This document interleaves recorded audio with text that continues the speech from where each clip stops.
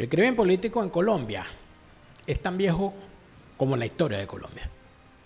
Y pareciera que algunos, a raíz del asesinato de Miguel Uribe Turbay, creen que se está volviendo atrás, ignorando que en realidad nunca han salido de la utilización del crimen dentro de la política, sino que hubo simple y sencillamente una pausa. Es triste y es lamentable, pero es así. Las palabras de los hijos de víctimas de magnicidios de la historia colombiana reciente, a pesar de que muchos de ellos son, sin lugar a dudas, están en sintonía con el socialismo del siglo XXI, por lo menos siendo víctimas de la violencia política y del magnicidio, han sido capaces de guardar las formas y además de eso, demostrar ciertas enseñanzas. Cosa que no ha hecho Gustavo Petro. La infamia de Gustavo Petro y de Juan Manuel Santos nos permite entender cómo la clase política colombiana está infiltrada por elementos que están siempre permitiéndole a ese socialismo del siglo XXI en armas, narcoguerrilleros, hacer de las suyas. Pareciera que los narcoguerrilleros, que los narcotraficantes, que esos grupitos son el brazo armado que a destajo utilizan dentro del estamento politiquero colombiano cuando se trata de eliminar a alguien. ¿Qué es obstáculo? Teniendo a un guerrillero en la presidencia, ¿qué se podía esperar? Evidentemente, lo que estamos viendo con Miguel Uribe Turbay se veía venir. Colombia ha experimentado una compleja historia de violencias políticas recicladas con un agravante mayor. Varios de estos casos emblemáticos aún no han sido resueltos. Porque allí es donde tenemos que llegar. La impunidad, amigos míos, la impunidad está sobrevolando como una bandada de zamuros encima del caso de Miguel Uribe Turbay. ¿Qué dicen las víctimas de otros crímenes políticos en Colombia? De eso vamos a hablar hoy en Fuera de Orden. Fuera de Orden va a comenzar con Daniel Lara Farías.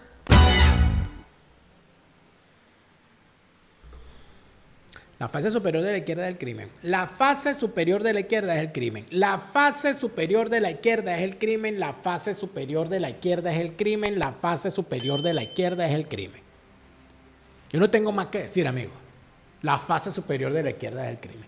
Si lo dejas entrar, no lo verás salir por la buena. Te romperán las piernas para venderte las muletas. Te expropiarán las muletas.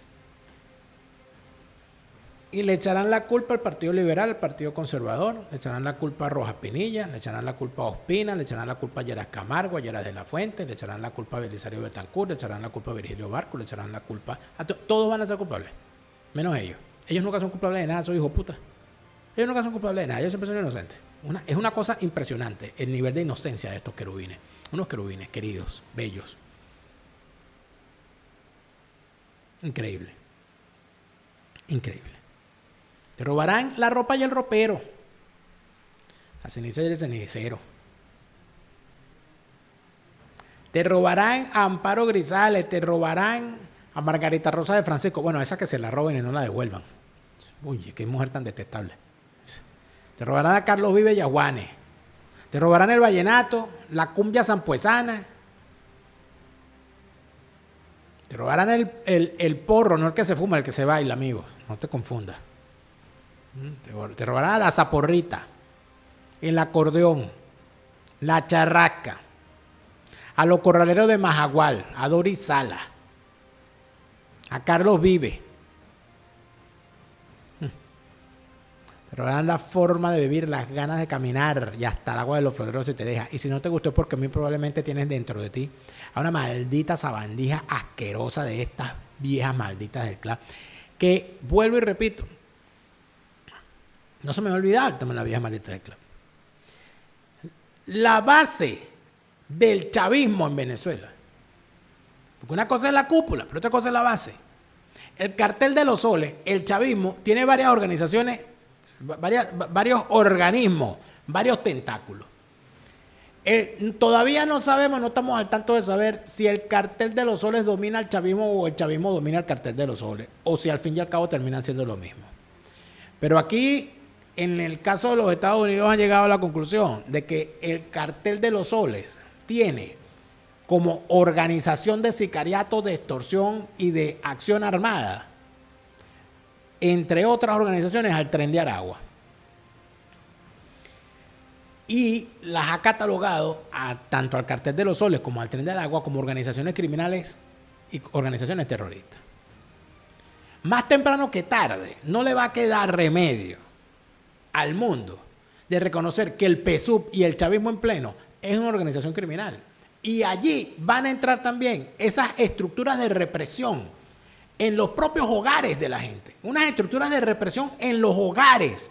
Es decir, no estamos hablando, fíjense, amigos colombianos, amigos hispanos, del entorno hispano, no estamos hablando de un organismo de represión que llegue y un policía que llegue y le tumba la puerta a la casa y se lleva a la gente presa. No, estamos hablando de algo peor.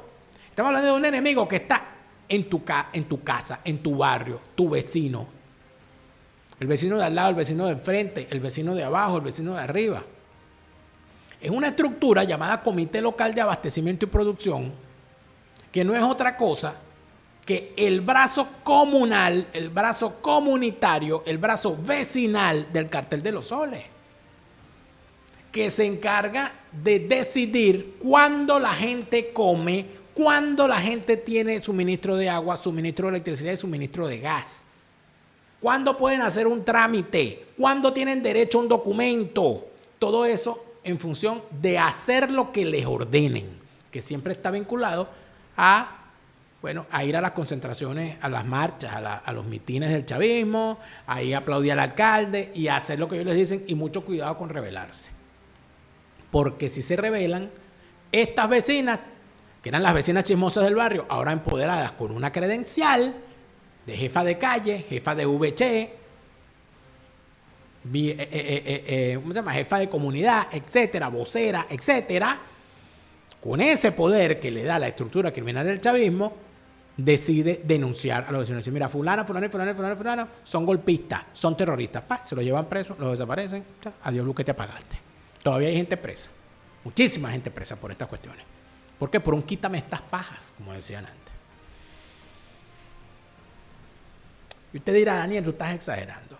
A través del teléfono que nosotros tenemos en pantalla, este número de WhatsApp nos permite recibir las denuncias de la gente que está viviendo esta desgracia, de la gente que está viviendo esta acción criminal en las comunidades. Y nos hacen llegar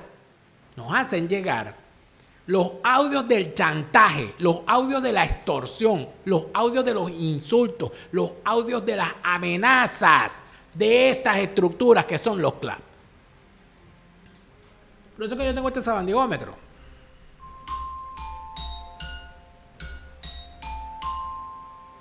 Atención, que vamos a escuchar a una vieja maldita del CLAP obligando a sus vecinos a comprar productos que los vecinos no quieren comprar porque no los comen, porque son de mala calidad. Escuchen a la señora, no me creen a mí. Ella misma se echa la paja. Buenas noches, comunidad. ¿Cómo están? Espero que todos estén bien. Fíjense, tenemos una situación. A mí me quedan ahí 16 paquetes de mortadela y hablé con el Estado Mayor y el Estado Mayor no las va a recibir. ¿Qué me dijeron ellos? Que cada familia tiene que venir a comprar su combo de mortadela. Esa es proteína.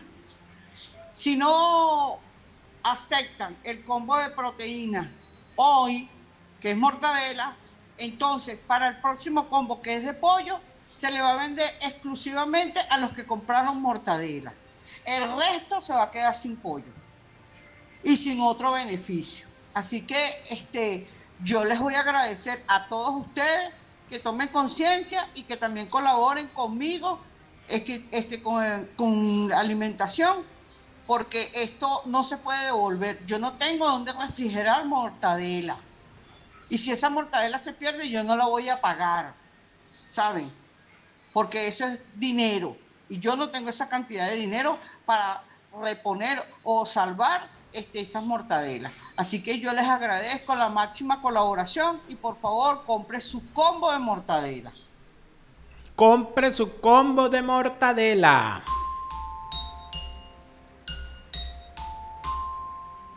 Eso es el socialismo, amigos. Eso es el socialismo. Tú no decides lo que vas a comprar, lo deciden ellos. Y además de eso te obligan. Mira, aquí me sobra, vengan a comprarla. Ve a ver cómo hace, pero ven a comprar. Y si tú no comes mortadela, y si no te da la gana de comprar mortadela, y si ya tú tienes y no necesitas mortadela, te castigan. ¿Te castigan cómo? Bueno, cuando venga otro tipo de... te vamos a quitar los beneficios. Si tú, es extorsión. Es extorsión. A esta vieja tú la agarras, la pones de comandante del ELN, de la FARC. En un caserío mata a todo el mundo igualito. Y extorsión y dice, vacuna. Esta es una señora que está cobrando vacuna, disfrazada de venta de mortadela. Ahí es donde te das cuenta de que hay una estructura criminal real, legítima. Bueno, legítima no, verificable, porque ilegítimos son, pero completamente verificable. Completamente verificable. No, si tú no compras esto, no te vendo esto. Y si no compras esto ni esto, te niego todo lo demás y vas a morir de hambre. Eso es lo que hacen. ¿Y usted cree que esta vieja maldita del club está haciendo eso por qué? ¿Por ayudar al prójimo y todo lo demás? No. Ella recibe dinero por eso. Ella recibe dinero por eso. Recibe beneficios. Si se porta bien, le dan acceso, le desbloquean otros niveles de sinvergüenzura y de acción. Y entonces aquí es donde viene la gran pregunta. ¿Eso es lo que tú quieres para tu país? ¿Esto es lo que tú quieres para tu país? ¿Tú quieres dejar entrar a tu país al socialismo del siglo XXI para que te hagan esto en el futuro? Tú estás viendo a los venezolanos comiendo mierda y estás antojado, come mierda también. Bueno, pero ¿qué tienes tú en la cabeza, por favor? Ey, y aquí no promovemos el odio, solo lo recordamos y seguimos. Lo que está ocurriendo en Colombia merece muchísima atención. Yo le voy a comentar algo. Uno de los países que yo he intentado estudiar y entender más ha sido Colombia, porque comprendo y entiendo que para tener una panorámica completa de la historia de Venezuela hay que comprender la historia de Colombia, la historia de España y la historia de los Estados Unidos. Eso yo lo he intentado hacer. A veces siento que me faltan más lecturas y trato siempre de buscar una lectura nueva, de ver algún otro contenido, de escuchar a los expertos. Y siempre me ha interesado la historia de Colombia, precisamente por eso. Cuando pude escoger materias en la Escuela de Estudios Internacionales, yo escogí ver una materia uno tenía que ver obligatoriamente, una materia que se llamaba Seminario de Asuntos Internacionales. Era obligatorio ver el Seminario de Asuntos Internacionales, pero era electivo el seminario que tú querías ver. Y yo escogí el Seminario de Asuntos Internacionales de Colombia. Y me tocó una jornada muy buena en ese entonces. Estoy hablando, todo debe haber sido en el año 2000. Estábamos en medio del tema de la zona de distensión que Pastrana le otorgó a la FARC en el San Vicente del Caguán. Y en aquel entonces teníamos un experimento que fue interesante, dirigido por el profesor Antonio Montilla, un asqueroso chavista después, embajador jubilado o funcionario diplomático jubilado. Su hermano fue ministro de Chávez, JJ Montilla, ministro de Agricultura, uno de los destructores de la vida. Son unas sabandijas. Sin embargo, el experimento fue bueno. Era en ese entonces, creo que todavía director, o había sido director de la Escuela de Estudios Internacionales, ya había salido del cargo. Y se inventó en este seminario invitar todos los días a un experto distinto. Y había como un invitado permanente que era Domingo Alberto Rangel, conocido popularmente en Venezuela como Jorunga Muerto. Domingo Alberto Rangel escribió un libro muy bueno, imprescindible para comprender a Juan Vicente Gómez, llamado Gómez, el amo del poder. Y era un tipo de la izquierda insurgente venezolana, dividió Acción Democrática, fue parte de la división de Acción Democrática que funda el Movimiento de Izquierda Revolucionaria, y cuando el Movimiento de Izquierda Revolucionaria empuña las armas, él renuncia al movimiento diciendo que eso era una locura. Se mantuvo siempre en una posición bastante crítica. Como economista, y entiendo que creo que era abogado también, pero era un tipo que tenía una forma muy interesante de ver la cosa política, a pesar de su posición asquerosamente de izquierda. Y eran unas conversaciones sumamente interesantes. Ahí tuvimos también al profesor Rafael Sureda Delgado, uno de los más director de la Escuela de Estudios Internacionales, también de la UCB, uno de los más importantes expertos venezolanos en fronteras. Y en muchas ocasiones hubo otro tipo de invitados. Una vez invitaron a un guerrillero de la FARC, imagínese usted, un bicho ahí, que no era guerrillero, estaba muy gordo, era más bien como un representante ahí a echar su cuento de toda la cosa, lo que había ahí, todo aquello. Y eso nos permitió entender que estos bichos eran, por lo menos a mí me permitió entender que estos bichos eran unos grandísimos delincuentes. Ahí recuerdo que en esa clase estaba con mi amiga Mercedes, saludos Mercedes. ¿Quién más estaba ahí en esa clase? Estaba Mercedes, ahí estaba, no sé si estaba José Luis, no me acuerdo, pero sí me acuerdo que Mercedes estaba. Y disfrutamos muchísimo de esa clase. Luego, cuando me toca en la Universidad Católica Andrés Bello la maestría de Historia de las Américas, me correspondió ver Historia Contemporánea de Colombia con el profesor Rafael Arraiz Luca, con quien me separa el tema de su visión sobre la politiquería venezolana. Él es un firme defensor de cosas que yo no defiendo ni me parecen bonitas, pero al profesor Rafael Arraiz Luca habrá que reconocerle sin duda alguna el inmenso aporte que ha hecho a historiar Colombia. Es un extraordinario historiador y experto sobre Colombia. Y yo creo que cuando uno ve estas cosas, siempre hay un hilo conductor de la historia política colombiana, que es la violencia.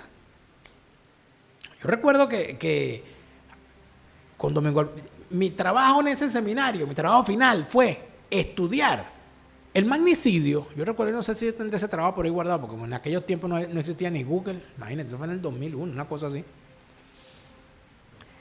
Era el tema de ¿cómo se llama? La violencia política. Y cuando tú haces la comparación entre Colombia y Venezuela, te encontrabas, y esto lo decía Domingo Alberto Rangel, decía, los magnicidios en Venezuela los puedes contar con los dedos de una mano, y te sobran. Bueno, el primero es binacional y no ocurre en el territorio venezolano, sino en el territorio colombiano, que fue el asesinato de Antonio José de Sucre en Berruecos. Primero. Después de eso, viene una larga... bueno, qué sé yo, la muerte de Crespo fue un hecho de guerra, en una batalla, ¿no? Bueno, el atentado al Libertador fue en territorio colombiano, no en Venezuela, y no lo mataron, aunque fue en efecto un magnicidio frustrado, podría decirse. Luego transcurre todo eso sin mayor problema hasta podríamos decir el asesinato de Juancho Gómez, hermano del dictador Juan Vicente Gómez, que fue asesinado dentro del Palacio de Miraflores. El propio Domingo Alberto Rangel me decía, bueno, porque claro, él lo documentó. Él decía que eso no era un magnicidio porque eso no fue por razones políticas, sino que fue un crimen pasional. Él lo cuenta en su libro, Gómez, el amo del poder. Luego viene el asesinato de Delgado Chalbó, que todavía sigue teniendo un velo de misterio ahí. Y luego, bueno, el intento de magnicidio contra Rómulo Betancourt. Le pusieron una bomba en el carro, o un carro bomba a su paso por el Paseo de los Próceres en el año 60. O sea, no puedes contar con una mano. En Colombia empiezas a contar magnicidios, amigo, y cuentas con todos los dedos de la mano, todos los dedos de los pies, y te faltan. Hay que hacer un pulpo para contar. Es una cosa terrible. Una cosa terrible. La dinámica política en Venezuela dista de la dinámica política en Colombia. A pesar de que somos países que estamos uno al lado de otro, la cosa es impresionante. Yo he contado mucho de esta cosa en mi libro, Una mesa de tres patas. Ajuste de cuenta con la politiquería venezolana, donde de alguna manera le intento explicar en función de mi observación de los hechos, cómo sería imposible la permanencia del chavismo en el poder si no tuviese a su servicio a una oposición traidora, a una oposición que no se opone, a una oposición que es parte de un sistema de 3 patas, donde cobra vida además ese sistema gracias al dinero hecho a la sombra de los negocios ilícitos que permite la boliburguesía. Una mesa de 3 patas, ajuste de cuenta con la politiquería venezolana. Es mi libro, está a la venta a nivel mundial en Amazon. Recuerda que entrar al universo de la tecnología como tester de software es importantísimo. Ojalá se inventara un software para determinar cuándo un politiquero es falsario. Y deberíamos tener un tester que lo pruebe. ¿Cómo ser un tester de software en el mundo de hoy? Que todo en la vida responde a un software.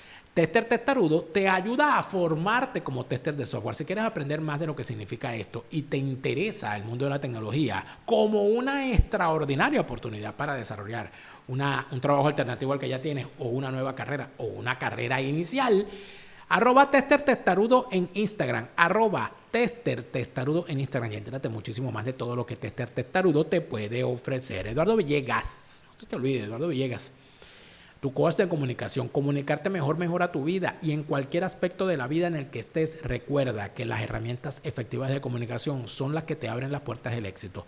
Llama a Eduardo Villegas, coach de comunicación, para mejorar tu comunicación, para una evaluación gratuita. Si lo llamas de mi parte, la evaluación es gratuita. Te va a evaluar y ahí vas a entender lo que necesitas, lo que puedes mejorar, lo que puedes cambiar. Y sin duda alguna será una extraordinaria experiencia. Eduardo Villegas es tu coach de comunicación. Mejora tu comunicación para que mejore tu vida. Y tener la serenidad de la previsión funeraria es algo que de verdad nos permite. Usted no se da cuenta, pero hay cosas que uno no lo dejan dormir cuando uno está fuera de Venezuela y tiene familiares en Venezuela. Hay cosas que uno no lo dejan dormir. Y una de las cosas que uno no lo deja dormir es eso que canta la gaita aquella, ¿no? De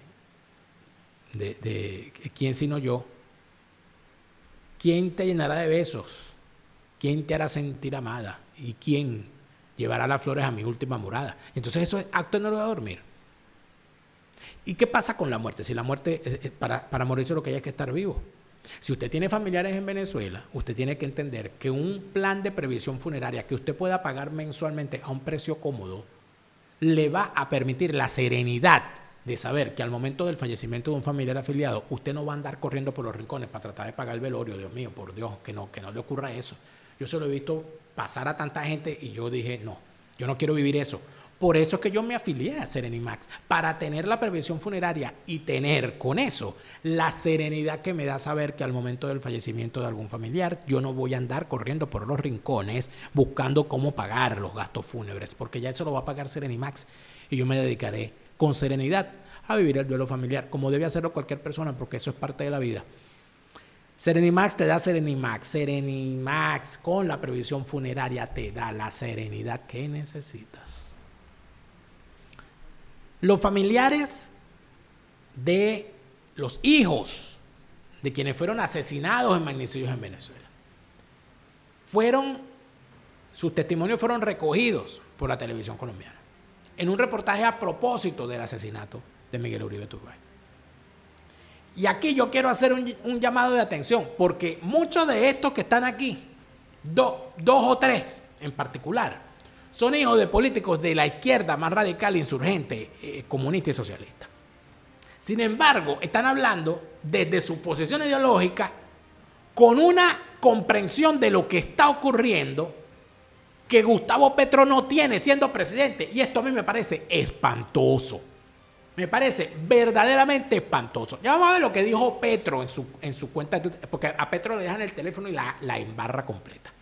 Pero en este momento vamos a escuchar el testimonio de una señora que es comunista, y que inclusive fue para Venezuela a abrazar a Chávez, que es la hija de Jorge Eliezer Gaitán.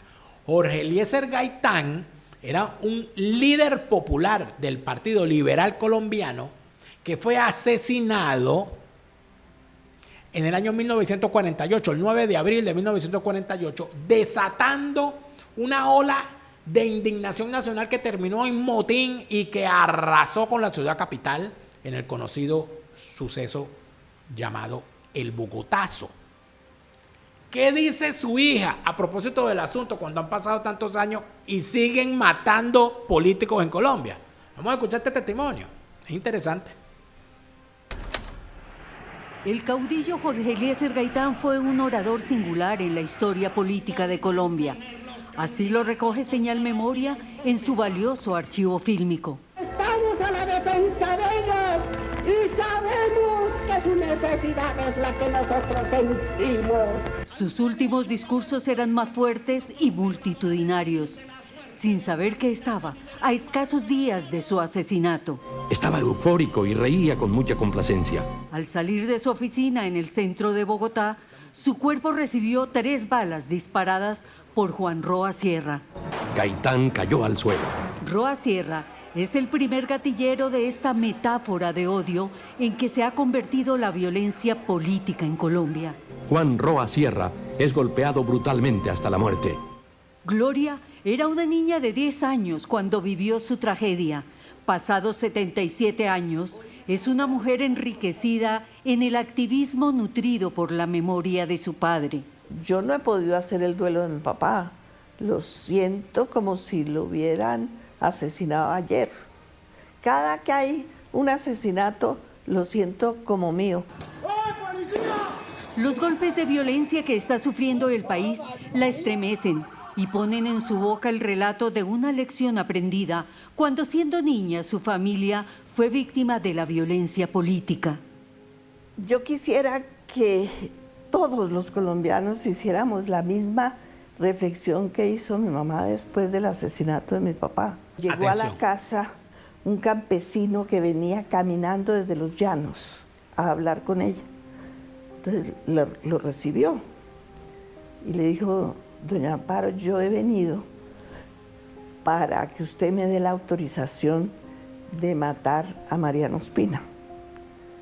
Y mi mamá le dice: si fuera matarlo y eso resucitara a Jorge, sería yo quien lo matara. Pero es que matarlo no lo resucita. Entonces pienso que tantas venganzas que cometemos en Colombia nos debía hacer pensar que eso no resucita a nadie.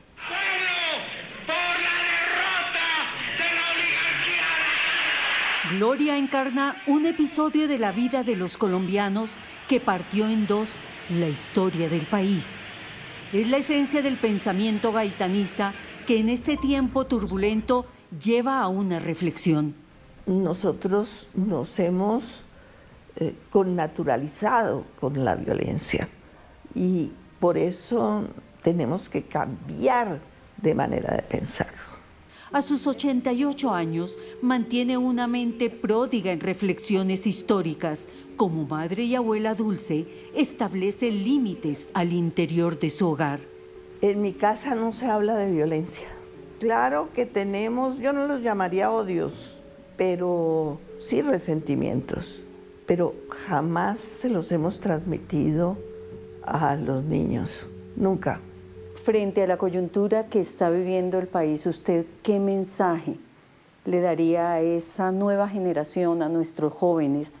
Que descartaran el celular y que lo utilizaran como antes se utilizaba el teléfono. Pero no puede ser la fuente de conocimiento. El celular te induce a la agresión verbal y de la agresión verbal se va a la muerte. Cuando ella habla de la agresión verbal, por supuesto, ella se cuida mucho, pero esta es una señora que, por supuesto, ya ha vivido lo suficiente como para sentirse despojada de cualquier deber. Te está diciendo una cosa básica. Ella está hablando del lenguaje. Entonces, cuando tú ves el lenguaje, dicen los jóvenes, bueno, para ella, Petro es un joven, se lo está diciendo a Petro, chico. Suelta el celular, maldito. Coño, dedícate. Mira, Petro tuvo, yo lo reflexionaba hoy, lo pensaba mientras preparaba este programa. Petro tuvo una extraordinaria oportunidad si fuese inocente, si no fuese un criminal. Petro hubiese emergido como el tipo capaz de enterrar para siempre la opción de las armas dentro de Colombia con el atentado y el asesinato a Miguel Uribe Turbay.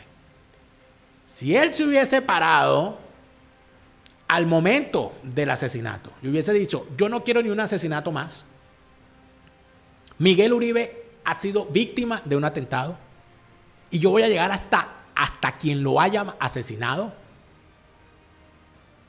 y aquí más nunca se va a asesinar a nadie por razones políticas en una situación como esta, y yo estoy con la familia. Y si hubiese ido él personalmente a visitar a la familia, a ponerse al lado de la familia de los hijos, hubiese ido a buscar a los hijos de los otros asesinados, sobre todo tomando en cuenta que Gustavo Petro formó parte del M-19, que cuando se pacificaron tuvieron 2 candidatos o 3 candidatos que asesinaron. Pudo Gustavo Petro buscarse a los hijos de esos asesinados y decir, vamos a crear aquí algo, una fundación, una acción, para que nunca más se vea el asesinato político como una opción en este país. Pudo haber tomado impulso en algo que lo convirtiera, que lo ayudara a pasar a la historia como el tipo que iba a enterrar para siempre en Colombia el crimen político como opción de resolución de situaciones en la sociedad política colombiana. Pero como él es un criminal, como él es un asesino, imposible hacerlo, amigo. Imposible. ¿Qué ocurrió durante los 60 y pico de días que tuvo Miguel Uribe Turbay en coma? En vez de meter preso a Petro y a los amigos de Petro, que fueron los que ordenaron el asesinato, metieron preso a Uribe. ¿Tú me quieres explicar? Es decir, en el periodo en el que una víctima del socialismo del siglo XXI estaba agonizando en el hospital, en vez de meter preso a los autores intelectuales que son el socialismo del siglo XXI, y Petro es uno de ellos, metieron preso fue al hombre que combatió con más fuerza al socialismo del siglo XXI y que además es el jefe del grupo político del que formaba parte de Uribe Turbay, que es el presidente Álvaro Uribe Vélez. Bueno, no lo han metido preso, lo condenaron. La reflexión es más que obvia. El hijo de Lara Bonilla creo que es el que más ha trabajado el tema del duelo y el tema de toda esta cosa y el tema de lo que todo esto significa. Me parece sumamente importante lo que dice. Del narcotráfico, que hoy busca la salida de un ministro del gabinete porque lo considera incómodo para sus aviesos fines. Las denuncias de Rodrigo Lara Bonilla, ministro de Justicia, contra la mafia del narcotráfico, liderada por Pablo Escobar, eran firmes. No le cedía un milímetro al capo. Dejó al descubierto la penetración del cartel en todas partes, especialmente en la política. Un juego peligroso que terminó con su vida el 30 de abril de 1984, cuando su vehículo fue interceptado por 2 hombres en motocicleta. El rostro de Byron de Jesús Velázquez, el joven sicario de 18 años, marcó el accionar criminal que hoy repite Colombia. Él sabía que lo iban a matar. No obstante, nunca se detuvo en su lucha. Él siguió luchando y luchó solitario, porque incluso sus más cercanos amigos lo abandonaron a su propia suerte. Eso lo que demuestra es que era un hombre que creía, que tenía fe, que creía en lo que hacía y tenía el valor para luchar por aquellas ideas. Rodrigo Lara Restrepo era un niño de tan solo 8 años. Fue el primero que lo vio herido y el último que lo acompañó en su último suspiro. El asesinato de un padre es un trauma indecible, porque pues, eso parte de la destrucción completa del núcleo familiar. Lo importante cuando ocurre una tragedia de esa naturaleza es que las personas puedan hacer su duelo. Y el duelo termina básicamente en un proceso en donde la persona logra explicar su tragedia y explicar su dolor, racionalizar su dolor. Y cuando no hay una explicación racional, eso se traduce simplemente en una expresión de rabia y de odio muy profundo. Eso es lo que hay que sanar en las personas. Por estos días, mira con su espejo retrovisor la incertidumbre que vive el país al enfrentar un enemigo desestabilizador, invisible, que ejecuta crímenes con manos de sicarios jóvenes. Es un retorno de los viejos demonios de este país. Es decir, ese demonio de la violencia, de las fuerzas oscuras ligadas al crimen organizado, que tan pronto ven que el Estado empieza a ceder espacio y ellos a tomar control de poblaciones enteras, pues buscan más control de la población, más control del Estado y un control de nuestra democracia. Y eso lo logran mediante el terror, mediante los asesinatos selectivos, que es la forma de sembrar el terror en una sociedad y de doblegarla. Rodrigo Lara y Miguel Uribe tienen en común ser hijos de los magnicidios de sus padres. Los conecta un hilo de sangre de violencia cíclica que ata al país. ¿Cómo logra usted explicarle a su niña de 8 años el evento trágico que acaba de ocurrir? Ella vio las noticias y me miró y me dijo, ese es el señor con el que estuvimos hace 8 días. Y le decía, es ese señor. ¿Y qué le pasó? Y me tocó decirle, pues le hicieron lo mismo que le hicieron a tu abuelo. Él ha logrado sobrevivir, pero le hicieron exactamente lo mismo. Entonces yo nunca pensé que tuviera que darle una explicación así a mi hija con una persona que había visto hace tan poco tiempo. Tenemos que unirnos a defender la democracia. Asegura que la fe nunca hay que perderla y que esa misma fe es la esperanza que debe alimentar a los más jóvenes. Que amen profundamente a su país, que ese es el país en el que van a crecer y que es un país por el que hay que luchar, es un país que hay que proteger, es un país que hay que defender y que vale la pena. Colombia es una gran nación. Por supuesto que uno entiende, por lo menos así parece, que este hombre ha logrado trabajar el tema del duelo y de toda esa cosa. Y además también está en la política, ¿no? Está en la política. Y uno no sabe si sentir admiración o preocupación por sus palabras. Porque pareciera que no está al tanto del tamaño del enemigo. El enemigo no quiere reconciliarse, amigo. El enemigo no quiere reconciliarse contigo, Lara Restrepo. Al enemigo no le importa el asesinato de tu papá, Lara Restrepo. El enemigo, si puede, asesinan a los padres y a los hijos. Y a los nietos.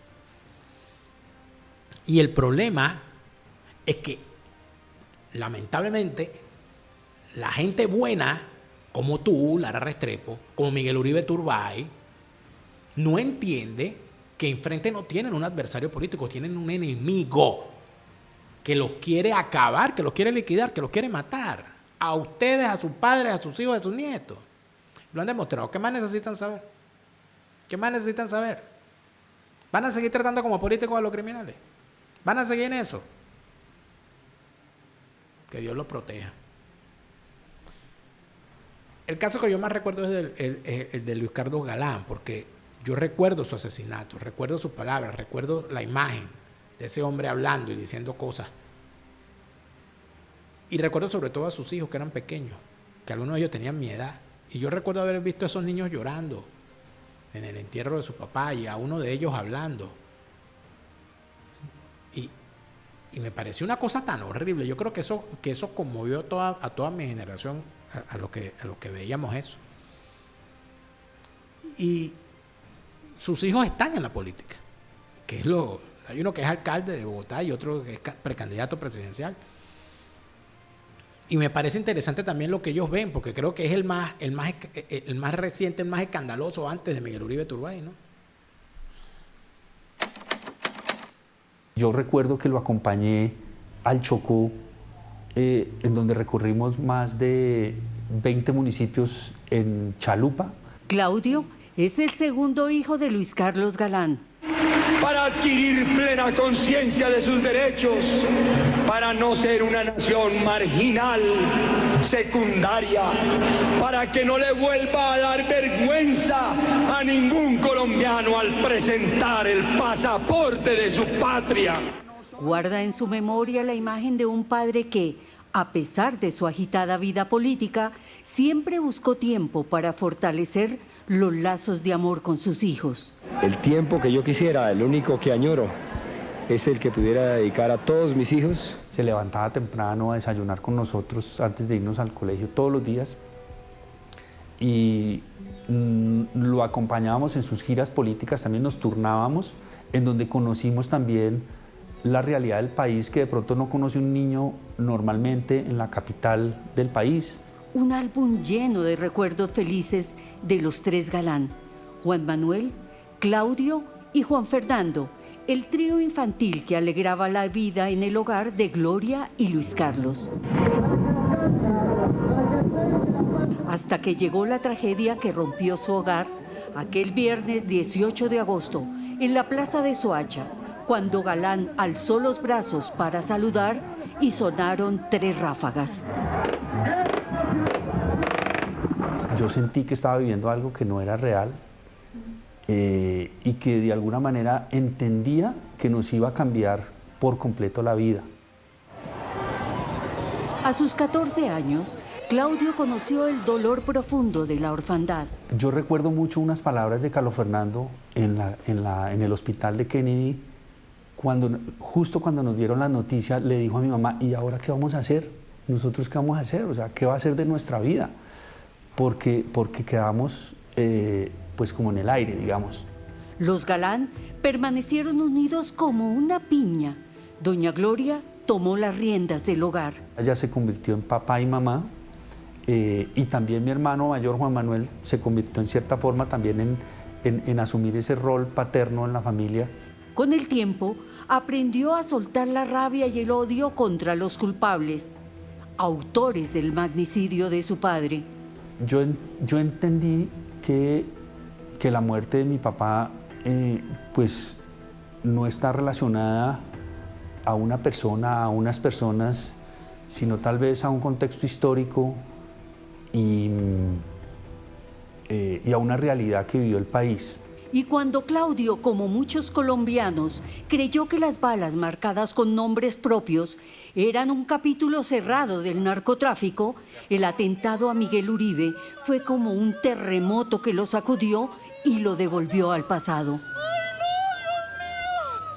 Y cuando se compartió por los medios de comunicación que había sido un menor quien había disparado, pensé inmediatamente en lo que sucedió con Rodrigo Lara, como si regresáramos a esa época. Y conecté esos 2 episodios inmediatamente, como de alguna manera, pues con mucho asombro de estar retrocediendo casi 40 años. Y sobre el futuro del país en tiempos revueltos, dice que la fortaleza de los jóvenes le permite sentir confianza. No se pueden callar esas voces, hay que tener cuidado, pero hay que ser más fuerte en las convicciones, hay que ser más fuerte en defender a las instituciones y no dejarse amedrentar por los violentos. El problema es que los violentos están a la cabeza de las instituciones, amigo Galán. Ese es el problema. El problema es que las instituciones están conformadas por personas. Las instituciones del Estado, ¿se entiende? Pero el asunto es que las instituciones son más que edificios. Hay instituciones en la sociedad. Y lamentablemente en Colombia la violencia política es una institución también. Y esa institución parece que nadie la quiere derribar. Y parece que no se quiere derribar porque con todo el respeto que se merece el señor Galán y el señor Lara Restrepo. Pero si algo ha demostrado el asesinato de Miguel Uribe Turbay, es que el buenismo, la perdonadera y el abrazo en familia, amigos, no sirve contra unos tipos que tienen unos ametralladores que están dispuestos a matarte. A ti, a tus padres, a tus hijos, a tus nietos. Esto es, por supuesto, esto es durísimo, ¿no? Porque estamos hablando de que detener la espiral de violencia requiere usar también la violencia defensiva de la sociedad para detener el poder y el control que de la violencia tienen grupos paramilitares al servicio de una agenda socialista. Y lamentablemente hay gente que esto no lo quiere entender. Y pareciera, y yo no quisiera decir esto, pero ¿cuántos muertos más tienen que haber para entenderlo? No lo sé. Recuerda que en España hay que estar con todas las de la ley. Hispanidad Abogados y Asesores es el bufete número 1 en materia de extranjería en España. Déjate representar por los mejores cuando se trata de tu caso de extranjería ante las autoridades migratorias españolas. Hispanidad Abogados y Asesores, el bufete número 1 en materia de extranjería en España. Recuerda que en Estados Unidos hay que declarar impuestos. Es mandatorio. Easy Tax 2 Go organiza tus finanzas para que tu declaración de impuestos esté siempre al momento que deba estar. Y recuerda también que es importante, cuando se trata de formarte como preparador de impuestos, que es una actividad lucrativa que da trabajo todo el año, Easy Tax 2 Go también está allí para ti. No solamente para formarte en el área y para que te puedas certificar como preparador de impuestos para personas o para corporaciones, sino que te ofrece también su marca Easy Tax 2 Go para que bajo ese paraguas puedas formar tu propia clientela y desarrollar tu propio esquema de trabajo. Easy Tax 2 Go con su analista estrella Merángel Lanten y el muchacho de la película Leonardo García.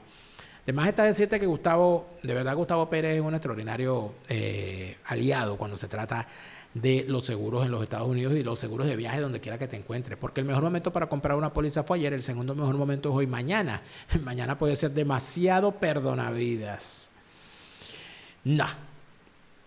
Póliza de seguro de salud y de vida en los Estados Unidos, póliza de seguro de viaje en cualquier parte del mundo donde estés, pero cuando lo necesites. Mira, voy a viajar o voy a buscar la visa mañana, voy a la entrevista de la cita mañana y no tengo el seguro de viaje. Tú llamas en cualquier momento, los 365 días del año a Gustavo, a tu asesor Gustavo, y vas a tener un aliado que te va a resolver ese problema inmediatamente, que te lo digo yo.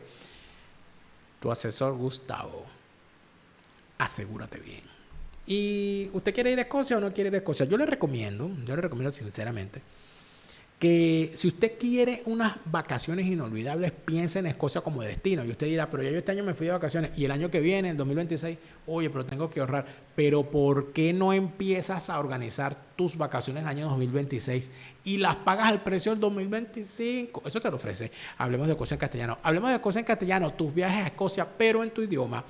Y lo que está haciendo el doctor Ricardo Pérez no tiene comparación. Ricardo Pérez está logrando que muchísima gente entienda que el sentirte bien y el verte bien en el espejo son procesos que tú tienes que llevar en la compañía de un médico.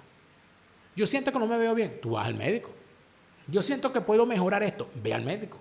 Yo siento que puedo quitarme unos kilos, ve al médico. Yo siento que necesito aumentar unos kilos, ve al médico. Ricardo Pérez, el doctor Ricardo Pérez es ese médico.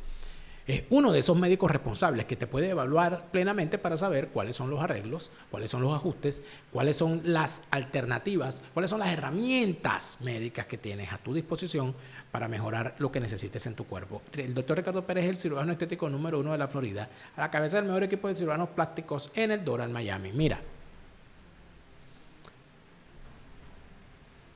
2 testimonios más. El hijo de un candidato de la izquierda insurgente, que era Jaramillo Osa. Me pareció interesante también. Vamos a escuchar todos estos testimonios y después vamos a ver lo que dijo Petro, para que ustedes vean el tamaño de irresponsable que tiene Colombia en la presidencia.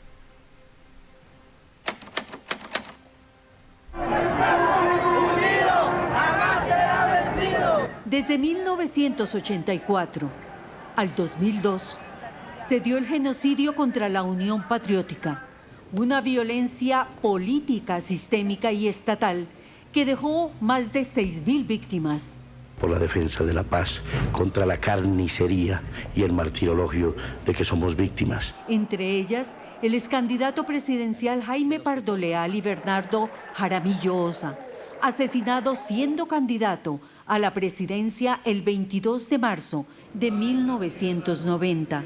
Ustedes me entregaron la responsabilidad y el compromiso de seguir adelante con las banderas de la Unión Patriótica.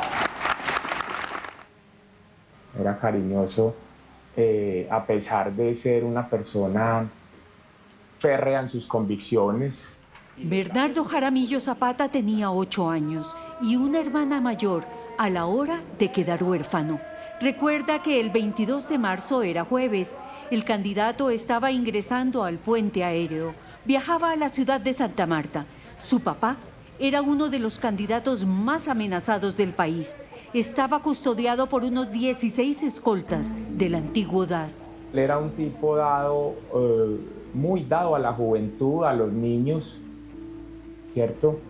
Se le acerca a este jovencito de 15 años de edad, entiendo que a pedirle un autógrafo. Tenía un periódico encima de su mano y debajo del periódico llevaba el arma con el que atentó contra la vida de mi padre. Su cuerpo recibió 4 impactos de bala que disparó el niño sicario. Entra una llamada a la casa y yo la contesto. ¿Aló? Hola, y me preguntaron por mi mamá. No, ella no está trabajando. Ah, bueno, ella sabrá que Bernardo murió. Y no, pues yo no sé. Bueno, listo. Y colgué. Yo me quedé pensando con toda claridad que el que había fallecido era posiblemente mi abuelo, que también se llamaba Bernardo. Y por esos, digamos que por ese imaginario que pensamos que siempre mueren los viejos primero que los jóvenes. ¡Hermano! ¡Amigo! ¡Colombia está contigo! A nadie se le puede asesinar por pensar diferente. El hijo de Bernardo Jaramillo, desde que asumió funciones públicas, también dedicado como coordinador de familias y víctimas del genocidio contra la Unión Patriótica en Risaralda, ha tenido que vivir situaciones estigmatizantes y amenazas. Que sigue siendo el mensaje intimidante, sigue habiendo la llamada donde pues le dicen a uno siempre los epítetos de guerrillero, comunista, cuando nosotros el ejercicio que hemos hecho ha sido un ejercicio de servicio a la comunidad desde donde hemos estado. Aún el crimen de su padre no está completamente esclarecido. Dice haber encontrado en su tragedia su misión en la vida. Y he podido crecer y vivir con esperanza, con la esperanza de que entre todos podamos tener un país mejor. Ahora que soy padre, yo tengo 2 niños, un niño y una niña. También la semilla que en ellos estoy sembrando, el ejemplo que a ellos les estoy dando, también es un proceso de sanación para mí. Fíjate, este testimonio es interesante porque este tipo es comunista. El tipo es socialista, sin duda alguna. Él defiende un colectivo vinculado al M-19, que es el movimiento guerrillero del cual forma parte de su papá y del cual forma parte Petro. Pero el tipo dice una cosa por medio de la calle. No se puede asesinar a una persona por pensar distinto, punto. O sea, es muy difícil decirlo. Coño, yo creo que no. Quizás es hipócrita, pero coño, el planteamiento de un político, del primer magistrado del país no debería ser ese. Otra víctima de la violencia política, la hija de Carlos Pizarro, también guerrillero desmovilizado del M-19, también asesinado. Las palabras de la señora. Llegamos a la vida del país para rectificar el rumbo de la nación colombiana y vamos a vencer. 34 días después, el turno trágico sería para Carlos Pizarro, candidato presidencial del movimiento M-19. Porque vivimos una nación partida y desgarrada. Con la entrega de las armas en el caserío de Santo Domingo y la firma de los acuerdos de paz el 9 de marzo de 1990, se pensó que el camino para Carlos Pizarro sería de paz. Que nos íbamos a poder construir con mi familia, como familia, con mis hermanos inclusive, que pues crecimos siempre separados. La vida familiar y parte de su infancia fue clandestina. Nos vimos la noche anterior a que lo asesinaran, fue una reunión en un restaurante y a esa reunión llegó gente que él no veía hace muchísimo tiempo, era como un espacio, un reencuentro íntimo con viejas amistades. Recuerdo que tenía una camisa blanca y mi hermana lo mira y le dice: Carlos, tú no tienes el chaleco antibalas. Y mi papá le dice: si a mí me van a matar, me pegan un tiro en la cabeza.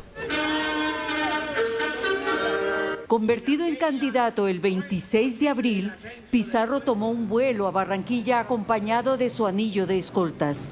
Alias Jerry tenía aproximadamente 21 años, logró ingresar al avión y en pleno vuelo sacó del baño una subametralladora con la que roció el cuerpo de Carlos Pizarro, quien murió cuando intentaban salvarle. Al tiempo, el sicario fue asesinado por los escoltas. Llega el director del colegio y pregunta en la clase por María José Pizarro. Yo me asusté muchísimo porque nadie sabía que yo era María José Pizarro. Nadie sabía que yo era María José Pizarro. Yo me asusté mucho y yo salgo de la clase, llego a la oficina del director y cuando llego ahí estaba mi mamá llorando y en ese momento ya no me tuvieron que decir nada. Yo supe que lo habían matado. ¡Comandante! ¡Siempre estarás con nosotros! ¡Siempre! Sus recuerdos se ahogan en los ríos de gente que en filas interminables inundaban la Plaza de Bolívar y que llegaban hasta el Capitolio, donde se efectuó la cámara ardiente de su padre. Pues que yo quería despedirme de mi papá, pero no, era como un duelo colectivo. El duelo lo hizo recorriendo por 4 años varios países de Sudamérica. Así, se hizo mujer y madre, solo quería tener una familia. Buscó sus raíces y alimentó con fuerza la memoria de su padre para reconstruirlo muy dentro. Y yo empiezo a leerlo, a escucharlo y empiezo a reencontrarme con el padre. Y luego empiezo a conocer un hombre que superaba muchísimo las expectativas y con el cual yo empecé a coincidir ideológicamente. María José es una mujer política de izquierda estremecida por la ola de violencia que el país ha soportado este año. ¿Cómo tramitar los odios políticos? Empatía. No podemos repetir la historia de odios. Ahora no pueden empezar a surgir los discursos incendiarios, los discursos del odio, los discursos de la venganza, como si nuestro único destino fuese repetir la historia. Como si nuestro único destino fuese repetir la historia. ¿A quién se está refiriendo ella? El actual presidente de Colombia, Gustavo Petro, llega a la presidencia luego de ser miembro del movimiento guerrillero del cual su papá fue candidato presidencial. ¿Y qué está diciendo ella cuando habla de venganza? Bueno, se está refiriendo evidentemente al actual presidente, porque dicen, nosotros no podemos llegar con la bandera de la venganza en la mano. Escuchamos a la hija de Gaitán, a el hijo de Lara Bonilla, el señor Lara Restrepo. Escuchamos a uno de los hijos de Luis Carlos Galán. Escuchamos a el hijo de Jaramillo Osa y escuchamos a la hija de Pizarro, ¿verdad? Muchos de ellos, creo que la mayoría de los que escuchamos son una gente de izquierda. Y son una gente, 2 de ellos, 3 de ellos, muy cercanos a Gustavo Petro. Y hablaron de una forma seria, desde mi punto de vista. Es decir, manifiestan que en efecto no se puede tener la violencia política como una institución intocable dentro de la sociedad política colombiana. ¿Qué dice Gustavo Petro a propósito del asesinato de Miguel Uribe Turbay? Las palabras, amigos, bueno, es que el tipo no puede ocultarlo. No lo puede ocultar. Mi sentido pésame a la familia del senador Miguel Uribe Turbay y a las y los colombianos todos. Todas, todes y todes, porque hasta asesinos del castellano son. La vida está por encima de cualquier ideología. Bueno, no parece, porque te la pasabas insultando a ese hombre. He querido marcar un nuevo paradigma, incluso teórico, en mi gobierno, al colocar el proyecto del cuidado y la expansión de la vida como la prioridad número 1 de los objetivos a alcanzar y como el eje estructurante de toda nuestra acción. Bueno, el chiste se cuenta solo, claro está. Lo hicimos precisamente en un país que vive una paradoja inmensa, ser el espacio de mayor diversidad cultural y humana del planeta y al mismo tiempo ser uno de los países con más violencia permanente, donde se mata sin ningún sentido. Sí, no, porque él es un tipo muy inocente. Vamos a mover esto de aquí. A ver. La violencia en Colombia viene siendo derrotada a través de las últimas décadas. Bueno, la derrotaba Uribe, tú la estás llevando al poder. Después de un genocidio político desatado entre liberales y conservadores que dejó 300.000 campesinos muertos, después de otro genocidio político cometido contra la izquierda del país, hemos pasado a una violencia centrada en las economías ilícitas que se arrincona cada vez más en las fronteras y los puertos. Fíjate cómo este emprendedor de la memoria se lanza y habla de un genocidio político cometido contra la izquierda del país, pero no habla de los grupos políticos de izquierda que se alzaron en armas para asesinar, secuestrar, extorsionar y cobrar vacunas. Porque ellos siempre son inocentes. ¿Ves lo que yo siempre te digo? Ellos siempre, no porque yo quiera saber más que lo demás, es que ellos siempre son inocentes. Ellos nunca hacen nada. Ellos no asesinan policías, ellos no ponen carros bomba, ellos no lanzan ataques contra nadie. Ellos no secuestran, ellos no cobran extorsión, ellos no asaltan bancos, nada. Siempre inocentes. Pero la muerte nos da sorpresas y nos asalta aún. O sea, un panegírico ahí para llegar a decir estupideces. En un gobierno progresista, bueno, si esto es progreso, amante de la vida, síguela amando. Tú no eres amante de la vida, tú eres un violador de la vida. Ha ocurrido un atentado con trágico final contra un senador de la oposición. Ahí está, no contra un colombiano, no contra un ciudadano de la nación, no contra un hijo, no contra un padre, no contra un hermano, contra un senador de la oposición, porque él necesita permanentemente hacer la distinción. Porque eso es el socialismo permanentemente. Ellos y nosotros. Pero nosotros somos los que tenemos derecho. Y ellos, bueno, si acaso, pobrecitos, vamos a ver. Sus causas aún en averiguación marcan por ahora un camino muy diferente al que inicialmente y de manera prejuiciada se insinuó. No. Se insinuó no. Lo que se dijo desde el principio es que esta muerte era sumamente conveniente para el socialismo del siglo XXI, en cualquiera de sus variantes, y tú eres parte de ese socialismo del siglo XXI. Eres tú el que lanzaba infamias, insultos y amenazas veladas en contra de Miguel Uribe Turbay en tus redes sociales. Y eso está ahí escrito. Y si las disidencias de la FARC, amparadas por ti y por el socialismo del siglo XXI y asentadas en territorio venezolano, fueron finalmente las que ordenaron la ejecución de Miguel Uribe Turbay, tú eres parte del complot. Punto. Llora, haz lo que tú quieras, pero eso es la verdad pura y desnuda. La investigación debe profundizarse y serán las autoridades competentes para ella, ayudadas por expertos internacionales. ¿A quién va a invitar? ¿A los cubanos? ¿A los venezolanos? No joda. Quienes se pronunciarán en su momento. Al gobierno le queda repudiar el crimen y ayudar. Repudiar el crimen y ayudar. Eso es lo que le queda al gobierno, según él. Mira bien, sea de cualquier ideología, la persona y su familia, su vida y su seguridad es para el gobierno la prioridad. No hemos perseguido a ningún miembro de la oposición ni lo haremos. Menos mal, más de 40 peticiones de que le aumentaran la escolta había hecho el senador Miguel Uribe Turbay.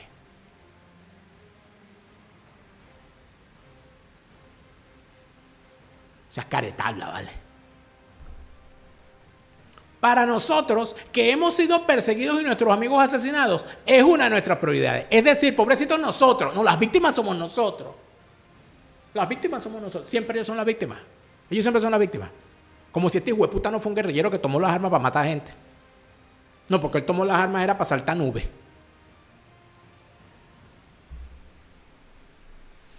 No es la venganza el camino de Colombia. Por venganzas llevamos décadas de violencia, no más. Por eso estamos tristes. Nos duele la muerte de Miguel como si fuera de los nuestros. Es decir, él no es presidente de todos los colombianos. Él es presidente de los colombianos de izquierda. Miguel Uribe Turbay no es de los nuestros. Él no es presidente de Colombia. Él es presidente de una parte de Colombia. Y sinceramente, tomando en cuenta que Gustavo Petro es un criminal, flaco favor se le haría a la memoria de Miguel Uribe Turbay si esta lacra dice que siente a Miguel Uribe Turbay como uno de los suyos, porque uno de los suyos no es. Por supuesto que no es uno de los suyos. Él es víctima, tú eres victimario. Él es víctima, su familia es víctima. Y ha sido víctima de los grupos de los que tú has formado parte desde su abuelo, al que quisieron matar ustedes con un ataque de mortero en el pleno Palacio de Nariño cuando era presidente. venir a hablar huevo nada a esta altura. Es una derrota. Cada vez que cae un colombiano asesinado, es una derrota de Colombia y de la vida. Pero tú dices que no era de los tuyos. O sea, que tú no eres colombiano. O él no lo era. ¿O qué? No sé. Por eso lo que queda es el duelo y seguir adelante. O sea, lo que te faltó fue decir, el show debe continuar. Hijo de puta, hijo de la gran puta. Maldito sea tú 1000 veces. Este hombre no puede continuar en la presidencia. Este hombre no puede continuar en la presidencia. O sea, ¿esto para dónde va? Del asesinato físico al asesinato moral. Ahí estamos. Del asesinato físico al asesinato moral. Allí estamos. Allí estamos. Juan Manuel Santos, que es uno de los grandes causantes de esta vaina, ha salido a reclamarle a Álvaro Uribe Vélez, porque Álvaro Uribe, que fue su jefe, y Álvaro Uribe lo puso de candidato. Álvaro Uribe también debería, bueno, se le fue ese tiro, señor Uribe Vélez. Bueno, se han dado un rifirrafe maravilloso también que me parece importante mostrarlo acá. Juan Manuel Santos le dice, expresidente Uribe, lo invito a dejar atrás el odio. Hoy más que nunca el país necesita grandeza y ejemplo de ambos. Y Uribe le contesta, no sea hipócrita que usted le devolvió el narcotráfico y el poder de asesinar a los criminales. No llore por Miguel, que usted tiene bastante culpa. Y para consolidar la entrega del país al narcoterrorismo, usted se hizo elegir con la trampa, la mentira y el dinero corrupto de Odebrecht. Sóbate que eso se hincha. Es esto, amigo. Es esto. Con estos bichos, con estas lacras, no hace falta inventar nada. Solamente les dices la verdad y ya está todo en la calle. Entonces, ahora el planteamiento es el siguiente. Al tipo que más combatió a la guerrilla, al tipo que más combatió a los grupos narcoguerrilleros, que es Álvaro Uribe Vélez, le tienen un juicio para meterlo preso. A Juan Manuel Santos, que les permitió, con ese acuerdo de paz, la impunidad y seguir delinquiendo, le dieron el Premio Nobel de la Paz.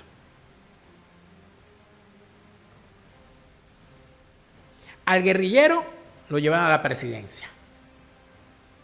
Al que ofrece mano dura contra los guerrilleros, le mandan un sicario. Entonces, aquí, amigos míos, la revisión tiene que ser completa. ¿Qué está pasando en Colombia y qué va a terminar ocurriendo?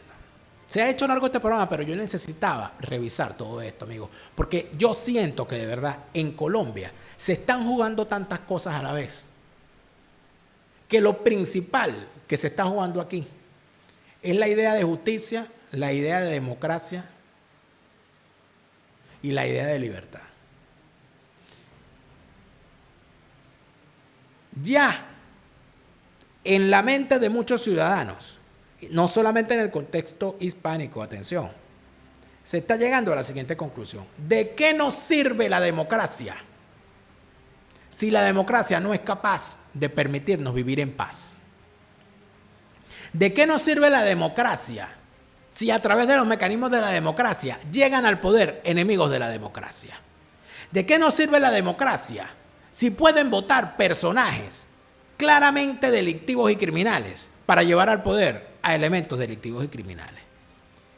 Y en tal sentido, la idea que está prendiendo en la mente de muchos ciudadanos es la abolición de la democracia o que transmute la democracia y volver a esquemas donde se le dé todo el poder a un caudillo que garantice paz y estabilidad, aunque se perpetúe en el poder. Esto no es nuevo. Esto ya lo vivimos en el siglo XIX después de la independencia. Y esto ya lo vivimos en el siglo XX también. Más o menos hasta los años 50. En algunos casos. Y casi hasta los 90 en otros. Aquí está otra vez rondando sobre la cabeza de muchos ciudadanos que aquí lo que necesitamos es un Bukele, y que si Bukele se perpetúa, prefiero yo, porque si vamos a darle a la gente la posibilidad de escoger a un hijo de puta como Petro, yo prefiero que Bukele se declare monarca. Para allá estamos caminando. Para allá estamos caminando. Y vale la pena pensar si tienen culpa los ciudadanos que ante la desesperación y el horror de pensar que por permitirle el voto a todo el mundo pueda terminar llegando al poder por la vía electoral un Chávez, un Maduro, un Petro, un Ortega, un AMLO, una Sheinbaum. Si no será mejor que cuando llegue al poder alguien que sea enemigo absoluto de toda esa mierda del socialismo del siglo XXI, buscar la manera de que se quede en el poder y no salga. Porque cuando sale del poder un enemigo del socialismo del siglo XXI, ¿qué le termina ocurriendo? Lo que le está pasando a Bolsonaro, lo que le está pasando a Álvaro Uribe Vélez. Por tal razón, muy probablemente Bukele, lo que esté pensando es, con toda la que yo he hecho aquí, yo no salgo del poder nunca más, porque si salgo termino preso. ¿Pensará lo mismo Milei en algún momento? ¿Pensará lo mismo Daniel Noboa en algún momento? ¿Pensará lo mismo Donald Trump en algún momento? No lo sé, amigos. Pero lo que sí está perfectamente claro es que es imposible, escúchame bien, imposible andar pensando de alguna manera, y este es mi punto de vista, claro está, en que puede combatirse a los enemigos de la democracia y a los socialistas enemigos de las libertades, tratándolos como políticos convencionales. Usted no puede tratar a Petro como si fuese Churchill. Usted no puede tratar a Daniel Ortega como si fuese un político más al cual usted va a sacar en unas elecciones. Usted no puede tratar a un delincuente en el poder señalado, además de ser la cabeza de un cartel del narcotráfico como Nicolás Mamaloduro. Usted no lo puede tratar como si fuese un político al cual usted puede sentar en una mesa con otros políticos cuando él no es un político sino un criminal, y además de eso considerar que todo aquel que se le aupe, que se le llame a participar en elecciones organizadas por Nicolás Maduro, se le puede ver como una persona seria. ¿Cómo puedo ver yo como una persona seria a alguien que, sabiendo que Nicolás Mamaloduro es el jefe del cartel de los soles, decide participar en unas elecciones organizadas por los subalternos de Nicolás Mamaloduro? ¿Cómo lo puede usted ver con seriedad? Es imposible. ¿Cómo ver con seriedad? ¿Cómo ver con seriedad el acuerdo de paz que lanzó el señor Juan Manuel Santos en contra de la sociedad colombiana, que votó en contra del acuerdo en un plebiscito, y este hombre pasó por encima de la decisión popular? ¿Qué hubiese pasado si eso lo hace Uribe, si lo hace Bolsonaro, si lo hace Milei, si lo hace Bukele, si lo hace Daniel Noboa, si lo hace Trump? Que hacen un referéndum y le preguntan, ¿usted está de acuerdo con esto? No estamos de acuerdo. Y él dice, no me importa, igual lo voy a aplicar. ¿Qué hubiesen dicho de ellos? Que eran unos dictadores. ¿Qué dicen Juan Manuel Santos? Le dieron el Premio Nobel de la Paz. Este tipo aplicó ese plan de paz cuyos efectos están a la vista. Para empezar, un plan de paz firmado en Cuba. Ya tú me dirás para dónde va eso. Ya tú me dirás para dónde va eso. Número uno. Número dos, impunidad para el que se queda en Colombia. El que quiere seguir delinquiendo, váyase para Venezuela, que allá los aceptan. Es decir, mandar a los delincuentes para allá, para el otro lado de la frontera, para que desde ese lado de la frontera sigan haciendo de la suya en el territorio colombiano. Eso se llama traición. El señor Juan Manuel Santos es un traidor a la patria colombiana y un enemigo, además de eso, de la democracia venezolana. Y algún día va a ser juzgado, señor Juan Manuel. Usted algún día usted va a ser juzgado por lo que hizo. Porque usted, señor Juan Manuel Santos, usted no merece un Nobel de la Paz. Usted merece un paredón. No, que eso no, está bien, no merece un paredón. Disculpe usted, señor Juan Manuel Santos, retiro mis palabras. Usted no merece un paredón. Usted merece ir a visitar a Chávez. ¿Y dónde está Chávez? Tú, Chávez. Te lo repite, Lara Farías. Chávez se murió y no vuelve. No te deprimas, siente alegría.